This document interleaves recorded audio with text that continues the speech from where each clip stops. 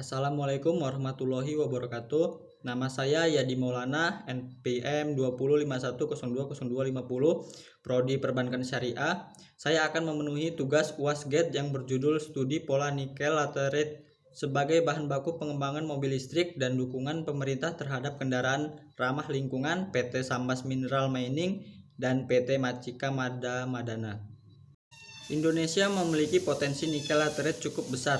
Berdasarkan data Badan Geologi pada tahun 2019, Indonesia memiliki potensi nikel laterite dengan total sumber daya cadangan sebesar 11 miliar ton. Potensi endapan nikel laterite di Indonesia dalam skala besar ditemukan di Pulau Kalimantan, Sulawesi, Halmahera, dan Papua. Namun pemanfaatan nikel di Indonesia belum optimal dikarenakan teknologi pengelolaannya cukup sulit. Hal ini karena tantangan teknologi di pengolahan biji nikel laterite lebih sulit dibandingkan menjadi biji nikel sulfida, menurut Mood GM 2010. Saat ini sistem energi global berada di tengah-tengah transisi energi yang cukup signifikan dalam mengurangi penggunaan energi kotor yang menghasilkan emisi gas rumah kaca dan beralih menggunakan energi yang ramah lingkungan. Salah satu contohnya yaitu penggunaan mobil listrik dengan sumber energi baterai yang berasal dari nikel. Hal ini tentu saja membuka peluang besar bagi masa depan industri pertambangan nikel di Indonesia. Mengingat potensi nikel di Indonesia terbesar nomor 1 di dunia, cadangan nikel Indonesia yang besar akan menjadi sumber yang semakin penting nikel untuk industri baterai. Sebagai badan hukum, Publik Bank Indonesia berwenang menetapkan peraturan-peraturan hukum yang merupakan pelaksanaan dari undang-undang yang mengikat seluruh masyarakat luas, sesuai dengan tugas dan wewenangnya. Untuk menarik investasi agar masuk ke Indonesia, pemerintah telah melakukan berbagai upaya, mulai dari penyerahan izin hingga penerbitan Undang-Undang Cipta Kerja. Namun aspek lingkungan tidak kalah pentingnya. Saat ini investor sangat memperhatikan hal tersebut.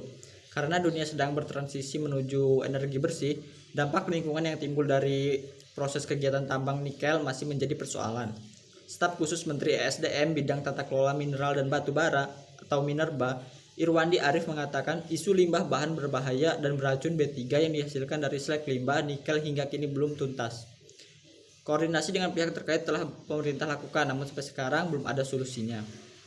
Peranan perbankan sebagai investor untuk mendukung industri nikel laterite.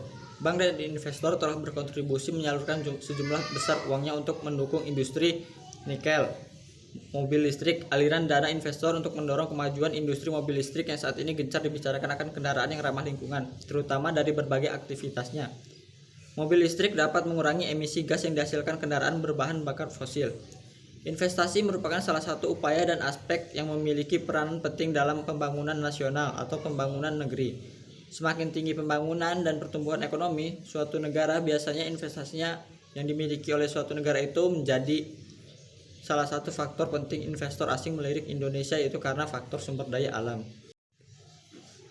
Untuk solusinya, penanggulangan kerusakan lingkungan dari dampak penggunaan teknologi pengambilan nikel yang tidak ramah lingkungan. Yang pertama itu melakukan penanggulangan dampak dengan penanggulangan dampak yang dilakukan berupa pemberian royalti dan dana kondef. Sedangkan penanggulangan berupa pencegahan dampak yang akan terjadi sebagai salah satu langkah antisipasi dari perusahaan berupa pembuatan sedimen pond, reklamasi, penghijauan, dan normalisasi sungai. Yang kedua itu penanggulangan jangka pendek dan penanggulangan jangka panjang. Sedangkan kami pemerintah, pola penanggulangan yang dilakukan adalah pola preventif dan pola represif kepada perusahaan tambang nikel atau perusahaan lainnya ada di konsel ini beroperasi. Pola jangka pendek melalui modal rehabilitasi. Rehabilitasi adalah membentuk bentang alam atau landscape yang stabil terhadap erosi. Selain itu, rehabilitasi juga bertujuan untuk mengembalikan lokasi tambang ke kondisi yang memungkinkan untuk digunakan sebagai lahan produktif. Bentuk lahan produktif yang akan dicapai penyesuaian dengan tata guna lahan pasca tambang. Penentuan tata guna lahan pasca tambang sangat bergantung pada berbagai faktor antara potensi ekologis, lokasi tambang, dan keinginan masyarakat serta pemerintah. Bekas lokasi tambang yang telah direhabilitasi harus dipertahankan agar tetap terintegrasi dengan ekosistem bentang alam sekitarnya. Sekian dari saya, terima kasih. Wassalamualaikum warahmatullahi wabarakatuh.